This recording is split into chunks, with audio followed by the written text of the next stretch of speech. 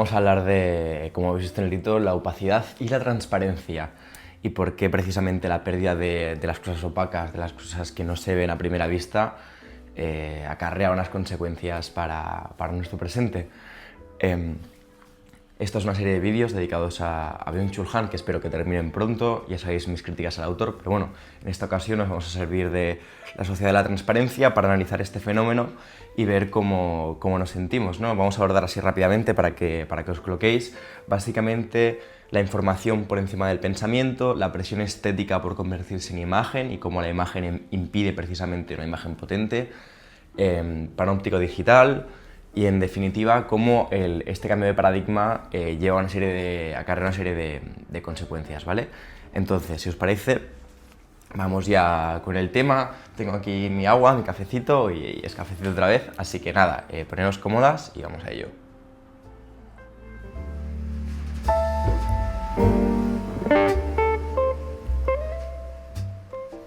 Primero de todo, el mito de la transparencia. ¿Qué significa esto? Básicamente, que vivimos en una sociedad donde cada vez hay una presión mayor para que las cosas se hagan transparentes, ¿vale? Es decir, nuestras vidas, nuestras opiniones, incluso nuestras emociones, todo debe demostrarse, ¿no? Una cosa transparente es una cosa que se muestra a primera vista y se ve, ¡pam!, directa, ¿vale? Entonces, hay una presión para que las cosas se hagan transparentes, es decir, inteligibles, que de entrada sepamos lo que es, ¿de acuerdo?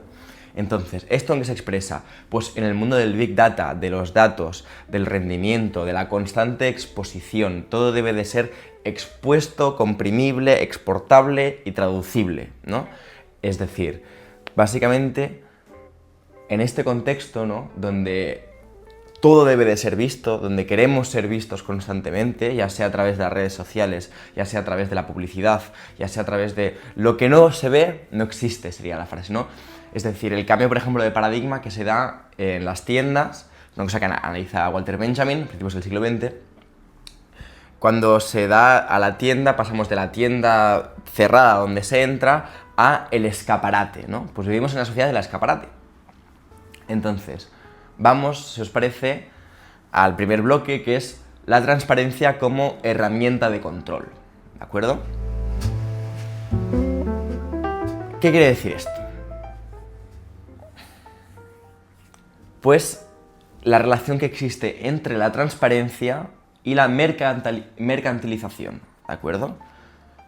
Todo se convierte en un dato, desde nuestros movimientos online hasta nuestras relaciones, es decir, todo está en una base de informaciones, podríamos decir, ¿no?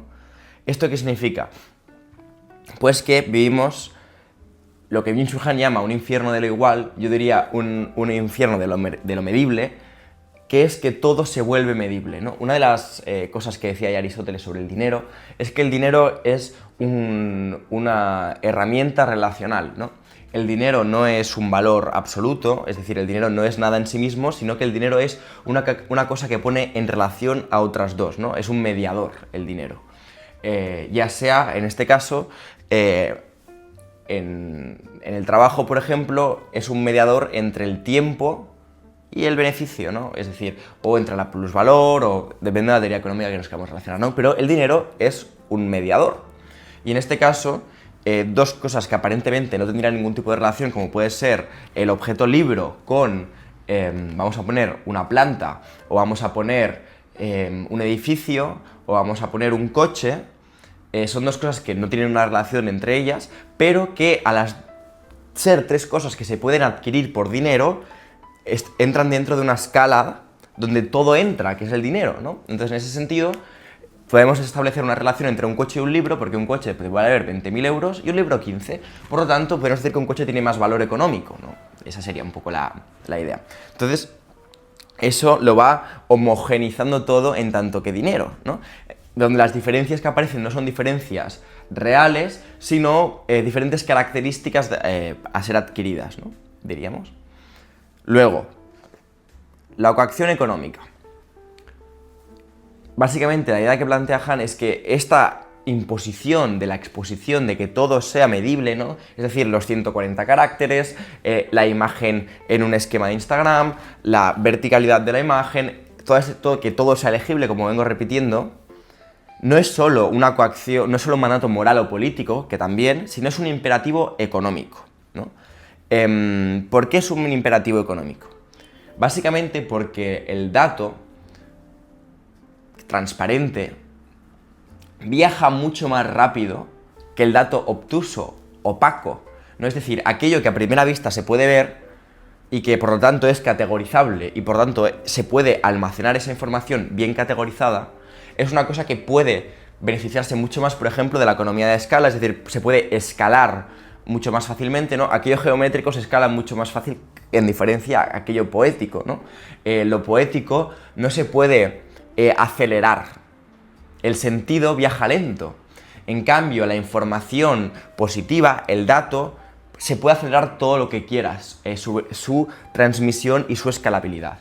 Eso que hace que por una cuestión de rendimiento económico se priorice el dato positivo, la información, lo obvio, lo que a priori es una cosa y luego es la misma, en contraposición a lo poético, que es una cosa que viaja lento, que es un sedimento, que aparece, ¿no? En ese sentido.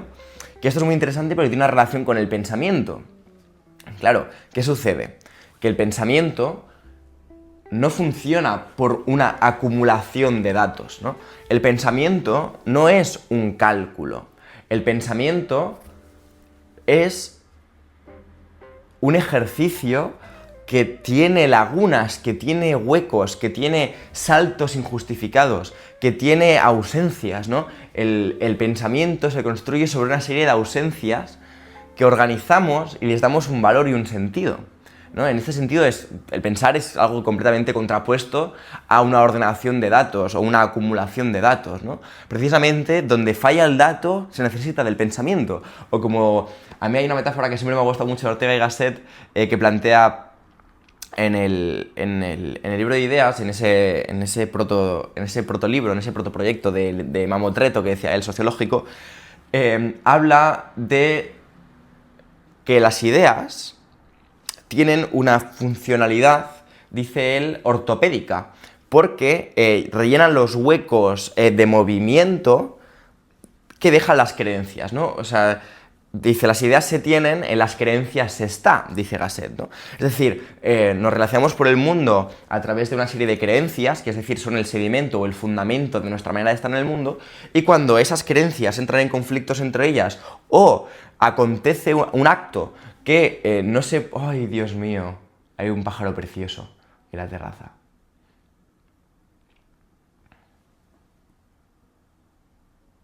Ya se ha ido. Pues precisamente cuando hay un hueco en estas creencias, o hay una acción o una experiencia que no se puede explicar por la creencia y la creencia entra en conflicto, la idea aparece para, como una prótesis, restablecer ese movimiento, ¿no? Y en este sentido diríamos que, claro, las ideas requieren de estos huecos, los conceptos juegan ahí, ¿no? En este sentido yo siempre digo que está más acerca del arte, ¿no? El arte no se puede escalar, diríamos, ¿no? El arte funciona por una manera más abductiva, diríamos. Entonces, básicamente sería esto, ¿no? Que en esta, volviendo al tema, que creo que era un rodeo importante, en estas tierras digitales, aparentemente donde no hay una jerarquía clara, aparentemente, ¿no? Pero que son propiedad de unas grandes corporaciones, como estamos viendo últimamente, este tema está muy en boca de todo el mundo, como debería de ser. Básicamente, en estas tierras digitales, en estas plataformas tecnológicas, se encuentra este imperativo económico de que sea un contenido, una información que sea transparente, es decir, lo más polémica posible para un tema de engagement, pero que no se cree esta pausa para el pensamiento que nos llevaría a otra cosa, sino que para permanecer en ese scroll infinito la información debe ser transparente y debe viajar a toda velocidad para permanecer ahí, ¿no? Pero que nada cambie. Es decir, la paradoja de la información es que la hiperinformación hipertransparente, es decir, la falta de opacidad, la falta de secreto, la exigencia de transparencia, impide precisamente que las cosas cambien, ¿no? Como tener la información de todo para no cambiar nada, sería un poco el point, ¿vale?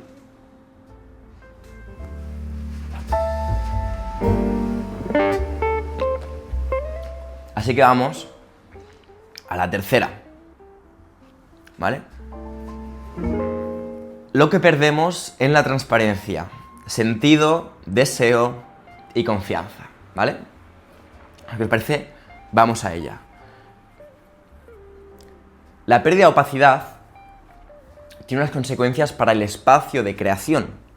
Es decir, como bien decía para el pensamiento, esto se aplica también a lo que voy a comentar ahora. Las lagunas, los huecos, lo desconocido, es algo necesario para el deseo, la inspiración y la reflexión, ¿no? Ya hemos hablado de reflexión, vamos a hablar ahora de deseo e inspiración. Cuando nosotros deseamos, ¿no? Esto es aquí, por ejemplo, aquellas que lleváis aquí mucho tiempo, os acordaréis del mítico vídeo sobre el enamoramiento de Roland Barthes, ¿no? Más, si queréis que vuelva a hablar un poco de estos temas, decídmelo.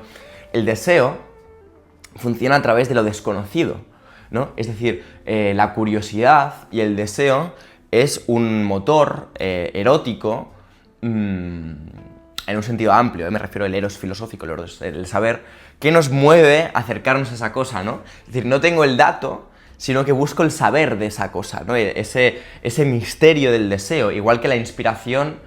La inspiración es una cosa que nos sobreviene precisamente en ese hueco, en ese espacio de no saber, aparece una inspiración que no funciona a través de un dato que encaja, sino de una conmoción del estado de cosas presente a través de una falta de información, precisamente, ¿no? Lo siguiente es que el sentido, como bien he dicho antes, es lento. El sentido tarda en llegar. El sentido es una cosa que se sedimenta, ¿no? Que, como bien decía Zambrano, es una razón seminal, es una semilla que se introduce y tarda tiempo en germinar, ¿no? Hace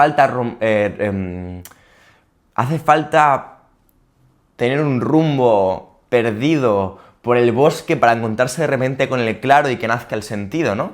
O hace falta tener un horizonte de posibilidades para de repente encontrarse allí. Es decir, el sentido es una cosa misteriosa, es una cosa casi mágica, ¿no? Yo creo. Y el sentido se resiste a ser traducido a un Excel, o a una serie de informaciones, o a una serie de preceptos positivos, es decir, una serie de reglas que se pueden exportar, ¿no? El sentido no viaja en estos términos. El sentido es mucho más, por suerte, mucho más cabrón. Diríamos. ¿Qué más? Y a nivel de confianza y opacidad, esto me parece muy importante. La confianza se fundamenta en el no saber. Es decir, cuando tú confías en alguien, es cuando no tienes motivos sobre eso que va a hacer para confiar. Toda la confianza es un acto de fe, ¿no? La confianza se fundamenta en la amistad, ¿no? La amistad, o esa confianza, es decir, es delegar en el otro, confiar en el otro, ¿no?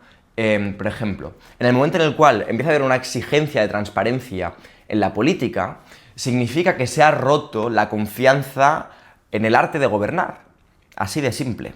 En el momento en el cual se exige esa transparencia es porque se ha traicionado la confianza depositada en el político y nos hemos dado cuenta que hay una corrupción sistemática, y en ese momento se pierde la confianza y se empieza a exigir una transparencia. Pero eso significa que se ha roto el vínculo que existía, ¿de acuerdo? Es decir, el momento en el cual hay unos celos en una pareja, vamos a poner, y se exige, enséñame tu teléfono, significa que ahí ya se ha roto esa confianza. La necesidad de la información rompe la confianza y, por lo tanto, rompe la relación humana que se fundamentaba en el no saber, ¿no? Porque pues sí, confiar es no tener todos los motivos para hacerlo. En eso consiste precisamente la confianza, ¿no? Es un acto. La confianza, si yo sé, por ejemplo, que cada vez que haga esto va a pasar esto, no es confianza. Es una certeza, es otra cosa, pero la confianza requiere de eso, ¿no? Y por eso es bella la confianza, precisamente. Es decir, la conexión se fundamenta en la incertidumbre.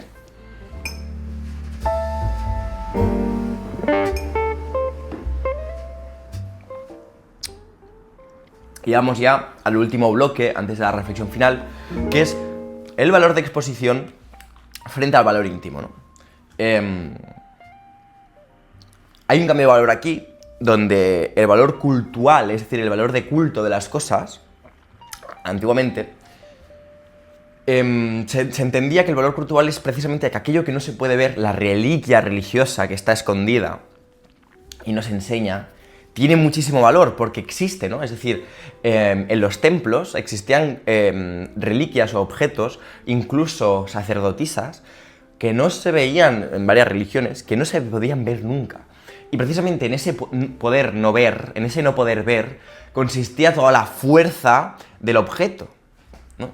Vemos precisamente una contraposición hoy en día donde aquello que no se ve no existe. No es que exista y irradie un magnetismo, sino que directamente no existe, ¿vale? No, porque no existe, porque entonces no, porque no es capitalizable, no es mercantilizable aquello que no se ve. Sería un poco la idea. Ahora mismo lo valor está en lo compartido, en lo viralizable, ¿no? Diríamos. ¿Qué sucede? Que aquí se empieza a imponer una violencia de la imagen porque primero se exige que todo se convierta en imagen y segundo, que la imagen sea una imagen positiva, que no sea una imagen opaca, que no sea una imagen que oculta más que enseña, ¿no? Porque una imagen potente es una imagen que oculta y sugiere, pero requiere de un tiempo para que penetre, ¿no? En cambio, la imagen de la exposición, la imagen expuesta, es una imagen que de un vistazo ya se ve todo lo que hay ahí. Es una imagen, que es la metáfora clásica, que es un océano, la imagen contemporánea. Esta imagen, por ejemplo, sobrecargada de la inteligencia artificial o de esta fotografía, la profotografía, es estas imágenes que parecen un océano, pero son de un charco de profundidad, ¿no? Son así. Pues esto es lo que sugiere. Cuando una imagen potente en realidad es un pequeño agujerito, una gotita, que cuando te la miras bien es un abismo de profundidad, ¿no? Hay esa contraposición. Entonces, en esta violencia de la imagen pasa algo muy potente que se llama la coacción icónica, que es la obligación de convertirnos nosotros mismos en imágenes, de optimizar nuestra apariencia, de convertirnos nosotros en imágenes. No desde un aspecto juguetón, sino desde la violencia, ¿no? Este fenómeno acaba por convertirse en una vigilancia entre iguales, ¿no? Cuando todos nos convertimos en imágenes, dice Han, por ejemplo, pasamos del panóptico clásico, ¿no? Donde había un sujeto que veía todo sin ser visto, a un pospanóptico digital, donde todo el mundo es al mismo tiempo juez y verdugo, donde todo el mundo se ve mutuamente y se juzga siendo juzgada, donde nosotros mismos somos nuestro propio panóptico, porque nos coaccionamos a convertirnos en imágenes, convirtiendo a los demás en imágenes y juzgando estas imágenes en un constante movimiento, ¿no? En este delirio, esto es un delirio, vaya, y del cual participamos todas activamente, por cierto.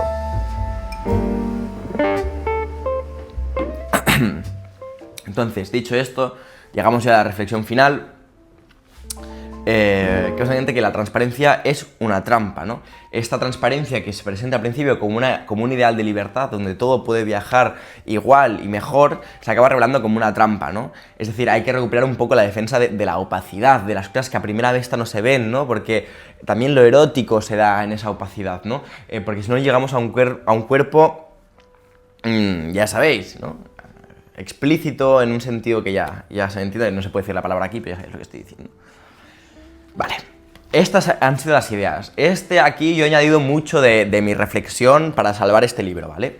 Entonces, llegamos a las conclusiones más críticas al enfoque del libro y cerramos el bloque de Byung-Chul Han, que ya nos quedaría solo el último libro que ha sacado, que se supone que es como una vuelta de tuerca, y a ver qué tal, pero ya cerraríamos con este. Deciros, yo recomiendo antes La Sociedad de la Transparencia que La Sociedad del Cansancio. Me parece un mejor libro con reflexiones más interesantes. Eso sí, el capítulo dedicado al no por, una vergüenza, hay cosas terribles aquí, ¿vale? Que no he ni mencionado. Os voy a decir algunas críticas que tengo aquí apuntadas. Hay una falta de profundidad estructural, ¿vale? Falta profundidad en el libro. Ignora cuestiones clave al mismo tiempo cuando señala todas las violencias. O sea, la completa ausencia de la mención de cuestiones de género, de clase, de raza, todas las cuestiones interseccionales, es un cachondeo que hable todo el rato de estas opresiones y tal y lo homogenice todo a nivel de críticas. Esto es para mí lo peor, lo más impugnable de Han, ¿no? Que no atañe a lo concreto de las opresiones, sino que es todo, el sistema es algo abstracto que nos oprime, pero nadie sabe qué es el sistema exacto. Es todo muy abstracto, ¿no? Por lo tanto, no se puede derivar una acción política clara de ahí, ¿vale? Tiene una crítica al capitalismo muy poco desarrollada, ¿no? Como es abstracta, no menciona dinámicas concretas, por lo tanto, no sé qué espacios de resistencia se pueden generar de ahí, porque es todo muy abstracto, ¿no? Entonces, es todo muy absoluto y muy abstracto, ¿vale? Luego, contradicciones y generalismos. Defiende y critica conceptos sin claridad, ¿no? En este libro, por ejemplo, hay toda una reflexión sobre la apariencia muy nietzscheana, pero al mismo tiempo critica la información por la verdad. O sea, hay verdad, apariencia en las mismas 90 paginitas. Aparecen como las dos cosas, lo cual es un poco como un cachondeo, como ideas contradictorias que no funcionan, y no contradicción en plan dialéctica, sino contradicción en plan vaguez argumentativa, ¿vale? Luego, ejemplos limitados y repetitivos. De tanta crítica al no sé qué, solo habla de los likes, del me gusta, que lo cual es ya como para petarse de risas, siempre hablando del me gusta, ¿no? Y por último, hay referencias superficiales. Entonces, yo, a recomendaciones alternativas, como siempre, en relación a la cuestión de la pensamiento y tal, yo recomendaría leer un poco sobre la razón instrumental de Adorno y Horkheimer. Me parece como más interesante como la crítica al cálculo, o si queréis algo más poético, a María Zambrano, o a Heidegger, o a autores más así. Son un poco más difíciles que Han, pero vale la pena, a mi parecer, atreverse a leerlos, ¿vale? Y cuestiones sobre la narrativa, pues a Úrsula K. Le Guin, ¿vale? Como el poder de la narrativa, o a Paul Ricoeur, ¿vale? Que es Tiempo y narración. Sobre Úrsula K. Le Guin, yo, la teoría de la bolsa de ficción, tengo un vídeo en YouTube, así que nada, os lo dejaré por aquí. Y nada, si os parece, haremos como este vídeo y otro final como básicamente de por qué tiene tanto éxito. Como siempre tenéis en la descripción los apuntes, ¿vale? Para la gente del Patreon, los apuntes sobre el libro, que suelen estar bastante bien. Deciros también que muchas gracias, habéis llegado hasta aquí, significa que, bueno, no todo el mundo llega hasta aquí, significa que valoras un contenido que no sea tanto como para la retención de audiencia, sino como más honesto. Te lo agradezco mucho, dejando un comentario si has llegado hasta aquí, la verdad que me parecería genial, diciendo pues qué piensas de Han, si lo has leído, si no, también porque quiero saber si este tío sigue teniendo este éxito o no. Y nada, que agradezco, me encanta cuando me dais feedback porque significa que no lo estoy dando como a la nada. Y nada, os dejo por aquí pues algún vídeo que os pueda interesar. Y nada, muchas gracias por seguir aquí. Un besito. Chao, chao.